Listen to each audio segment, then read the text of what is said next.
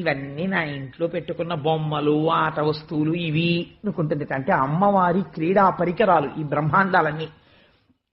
పాటించి ఒక మాట బ్రహ్మాది సురలను తన ఇంటిలో బొమ్మలని తలంచు. బ్రహ్మాది దేవతలందరినీ చూసి ఇవన్నీ బొమ్మలు నేను ఆడుకుంటుంటాను మా ఇంట్లో పెట్టుకుని, నేను తలుచుకుంటే బ్రహ్మ కుర్చీలో కూర్చోబెడతాను, బ్రహ్మ అవుతాడు. నాకు కోపం వస్తే తీసేస్తాను ఆ కుర్చీలోంచి, వాడు వెంటనే మళ్ళీ బికారైపోతాడు. అంటే అమ్మవారి అనుగ్రహాన్ని చెప్తున్నారు. బొమ్మలాట కింద ఆడించగలదా? తలుచుకుంటే ఇలా బొమ్మను తీసుకెళ్లి కుర్చీలో పెట్టి రాజు అంటుంది, ఆవిడ కోపం వచ్చినట్టే తీసేసి తరాజు అంటుంది. అందుకని ఏమైపోయింది అంటే పాటించి ఒక మాట బ్రహ్మాది సురులను తన ఇంటిలో బొమ్మలని తలంచు. గొనకని ఒక మాట కుంభినీ చక్రంబు నలవడ బొమ్మ పీటని తలంచు. ఈ భూమిని అంతటినీ చూసి అనుకుంటుందట ఇది నేను బొమ్మలు పెట్టుకునే పీట అనుకుంటుందట. మరి అన్ని బొమ్మలేగా ఉన్నవి, ఆడుతున్నాయిగా. సొలసి యొక్క మాట సూర్యేందు రోజుల అచటి దీపకళికలని తలంచు. ఆ సూర్యుణ్ణి చంద్రుణ్ణి చూసి అవును నేను చక్కగా ఆడుకుంటూ మా ఇంట్లో మా నాన్నగారు అమ్మ దీపం పెట్టరా ఆడపిల్లవి అంటే నేను వెలిగించిన దీపాలు ఈ రెండు అంటుంటుంది. భామ ఒక్క మాట భారతీ దుర్గల ఆత్మసకులటంచు ఆదరించు. పార్వతీదేవిని సరస్వతీదేవిని వీళ్ళిద్దరూ నా సఖులు అని చెప్పి వాళ్ళిద్దరిని ఆదరించి ఇద్దరిది చెరో చెయ్య పట్టుకుని దగ్గర కూర్చోపెట్టుకుని కబుర్లు ఆడుతుంది. ఎందుకని మరి ముగురమ్మలలో అమ్మ కదా అని. ఇప్పుడు ఆ దండ పట్టుకుని ఎవరి మెడలో వెయ్యాలి అని బయలుదేరుతోంది. నిజంగానండి, అందుకే లక్ష్మీదేవి మనస్సులో ఉన్న పద్యాలు వింటే కన్యపిల్లకి కూడా అటువంటి భర్తలు వస్తారు అంటారు. ఆవిడ జగత్తులకంతటికీ తల్లి.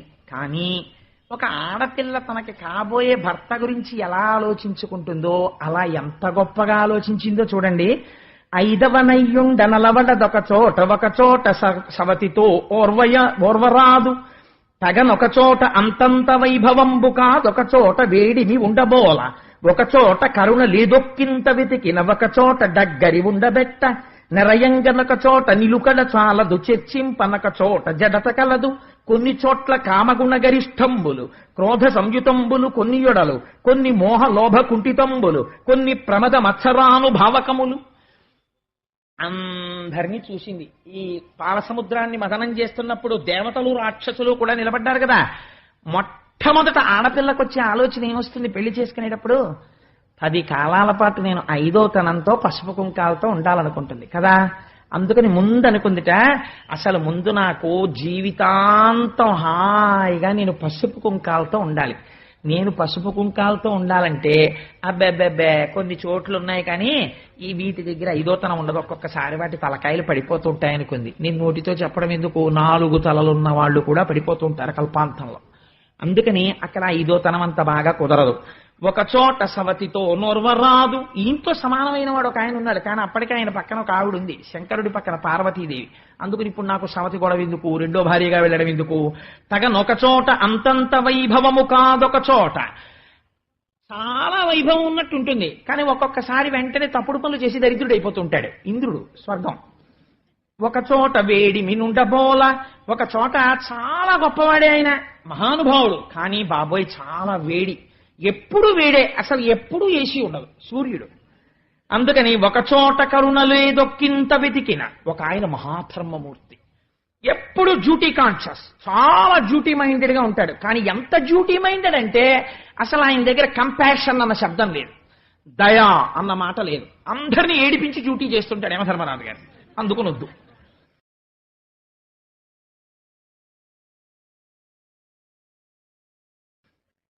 రెండవది, ఒక చోట కరుణ లేదొక్కింత వెతికిన ఒక చోట డగ్గరి ఉండబెట్ట. ఇంకొక ఆయన ఉన్నాడు చాలా గొప్పవాడు, నిజంగా యజ్ఞయాగాది క్రతువుల్లో మొదటి పూజలు అందుకుని హవిస్సులు తీసుకెడతాడు. కానీ ఆయన భార్యని దగ్గర కూర్చుందామంటే చాలు బాబోయ్ బొగబొగలు సెగసెగలు, అగ్నిహోత్రుడు దగ్గర కూర్చోవడానికి తేలిగ్గా ఉండదు. నిరయంగ ఒక చోట నిలకడ చాలదు. ఒక ఆయన ఉన్నాడు చాలా గొప్పవాడే, ప్రాణులకు అన్నిటికీ ఆధారభూతమైన వాడు, కానీ ఇలా కాఫీ కప్ పట్టుకుని లోపలికి వెళ్ళేటప్పటికి ఎక్కడికో వెళ్ళిపోతాడు. వాయుదేవుడు ఒక చోట ఉంటారని చెప్పడం కుదరదు. చర్చింపనొక చోట జడత కలదు. ఇంకొక ఆయన ఉన్నాడు చాలా గొప్పవాడు, కానీ అలా కదలకుండా అలా ఉండిపోతుంటాడు. ఎవరు? పల్లం దగ్గరికి వెళ్ళి నీళ్లు ఉండిపోతుంటాయి, అందుకని ఆ నీటికి కదలిక లేకుండా ఆగిపోతుంటాయి. కొన్ని చోట్ల కామగుణ గరిష్టంబులు క్రోధ సంయుతంబులు కొన్ని యొడల. ఒక్కొక్క చోట కామం ఎక్కువ, ఎవరది? సృష్టి మొత్తం మీద కామం ఎవరికి ఎక్కువ అంటే యక్షులకు ఎక్కువ. కాబట్టి యక్షుల నాయకుడు కుబేరుడు. పక్షులకి ఆకలి ఎక్కువ, యక్షులకి గంధర్వులకు కామం ఎక్కువ, అలాగే ఆ పాములకి భయం ఎక్కువ. ఇలా ప్రపంచంలో ఒక్కొక్క జాతికి ఒక్కొక్కటి. సరే, మనుష్యులకు అన్నీ ఎక్కువ. అందుచేత కొన్ని మోహలోభకుంఠితంబులు, కొన్ని ప్రమద మత్సరానుభావకములు, కొన్నింటిలో కామ క్రోధ లోభ మద మోహ మాత్సర్యాలు, ఇవన్నీ రాక్షస గణాలు. ఇలా అంటే నేను మరి ఎవరినో అనుకోకండి బాబా, అక్కడ లక్ష్మీదేవిలా చూపించినట్టుగా చెప్పానంతే. అందుకని రాక్షస గణములు అవన్నీ కూడా రాక్షస గణాలు. అందుకని చెప్పేసి వాళ్ళని పెళ్లి చేసుకోవడం ఏంటి అనుకుంది అమ్మవారు. కాబట్టి ఇప్పుడు ఎవరిని వివాహం చేసుకోవాలి అంటే, అమర ముత్తైదువనై ఉండవచ్చును వరుసకు సవతులు ఎవరు లేరు, వెలయంగ అశ్రాంత విభవమీతని ఇల్లు శృంగార చందన శీతలుండు, కలగ నెన్నడు శుద్ధ కారుణ్యమయమూర్తి విమలుండు గదిసి సేవించవచ్చు, నిరినాడి తిరుగడు నిలకడ కలవాడు సకల కార్యములందు జడత లేదు, సాధురక్షకుండు షడ్వర్గరహితుండు నాథుడయ్యనేని నడపనోపు, ఇతడి భర్తయనచు ఇంటి సరోజాక్షు పుష్పదామకమున పూజ చేసే. ఆ కర్ణ నారాయణుడి వంక చూసింది. చూసి ఈయన మెడలో వరమాల వేస్తే సవతిపోరుండదు, ఈయన పడిపోవడం ఉండదు. కాబట్టి పూర్తిగా పసుపు కుంకాలు ఉంటాయి హాయిగాను. సమస్త సంపదలకు ఇతను ఇల్లు. ఇంకా శృంగారం విషయానికి వస్తే నిజంగా ఆయన్ని మించినవాడు లేడు. ఎందుకని?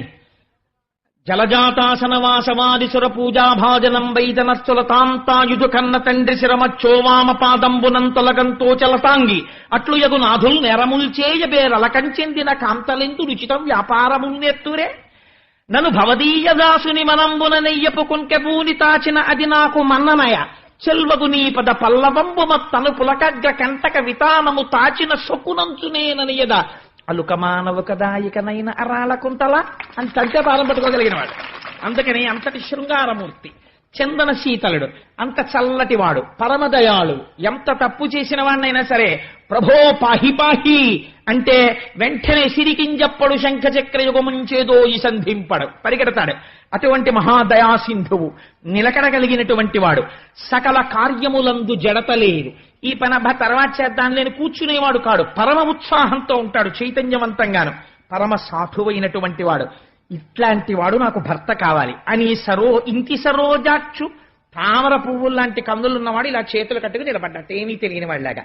ఈయన్నే పెళ్లాడతాననుకుందిట. గబ్బ గబ్బ గబ్బ గబ్బ సింహాసనం దిగి నడిచొచ్చి ఆ వరమాల ఆయన మెడలో వేసింది. వేసి చిత్రం ఏమిటో తెలుసా అండి? ఆవిడెక్కడ ఉండాలో చోటు ఆవిడే నిర్ణయం చేసుకుంది.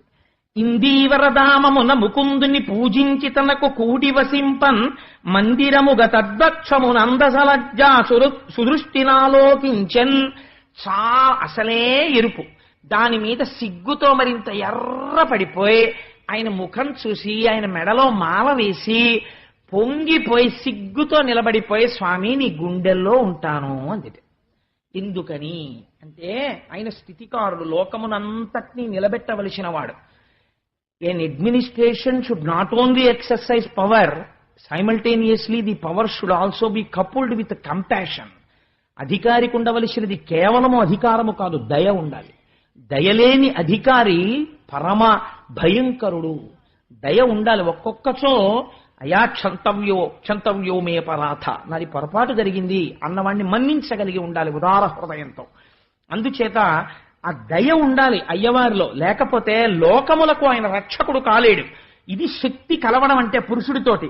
అందుకని ఆయన గుండెల్లో చేరింది ఆవిడ. అందుకే మనం చూడండి, ఏమన్నా ఆయనకి దయ లేదండి అంటే ఇలా చూపించి ఆయనకి దయ లేదండి అనరు, ఆయనకి దయ లేదండి అనరు, ఆయనకి దయ లేదండి అని గుండెలు చూపిస్తారు. దయ గుండెల్లో ఉంటుంది. వేదాంత దేశికులు దయాశతకము అని రచించారు. అమ్మవారు గుండెల్లో ఉంటుందంటే అయ్యవారు దయామూర్తి అయ్యున్నాడు అని గుర్తు. చిత్రం ఏమిటంటే అమ్మవారు ఇలా చూసేటప్పుడు అందరినీ చూసింది, కానీ రాక్షసుల్ని చూడడం మానేసింది. అంతే, వాళ్ళు దరిద్రులు అయిపోయారు. పోయిందంతే వాళ్ళకి అమృతం. కాబట్టి జగముల తండ్రి అయి తనరు శౌరి జగంబుల తల్లి ఇందిరం తగ నురమందు దాల్చే అట తత్కరుణారస దృష్టిచే ప్రజల్ మన